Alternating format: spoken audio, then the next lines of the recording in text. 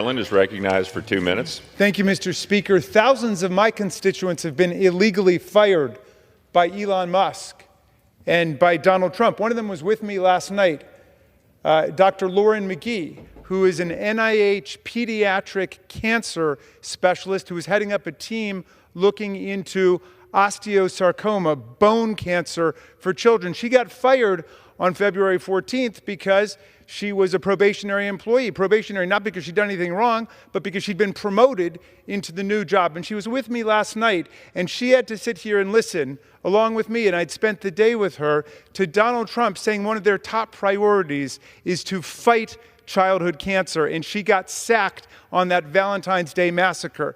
Now they want to censure the gentleman from Texas. Why? Because he challenged the president about his claim that he's got a mandate to cut Medicaid. And that's what the gentleman was trying to raise. Well, we've got Republicans in the chamber who have never voted to impeach Donald Trump for inciting a violent insurrection against this Congress, this Constitution, and his own vice president, who's never voted to even censure the president for doing that, and yet they want to censure the gentleman from Texas.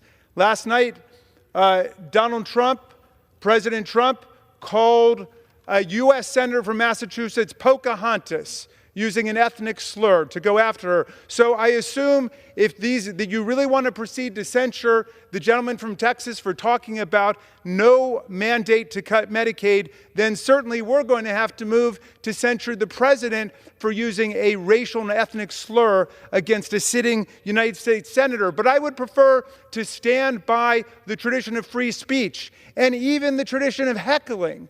You know, there's a fine American art of heckling. If you read the Lincoln Douglas debates, I recommend the Harold Holzer version of it because the newspapers carried all of the hecklers' comments too.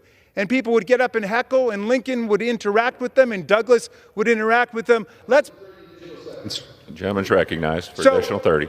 Let's stop clutching our pearls. There's been lots of heckling over on that side of the aisle. I saw the gentlelady from Georgia heckle the last president and have a whole heckling section there. We didn't try to censure them or kick them out of Congress or anything. We actually not only say we believe in free speech, we believe in free speech. And we will stand up for people's right to speak. Now, I don't believe in the kind of heckling where you drown somebody out and you make it impossible for them to speak. But the gentleman was trying to start a conversation as opposed to just being spoken to all night. Thank you.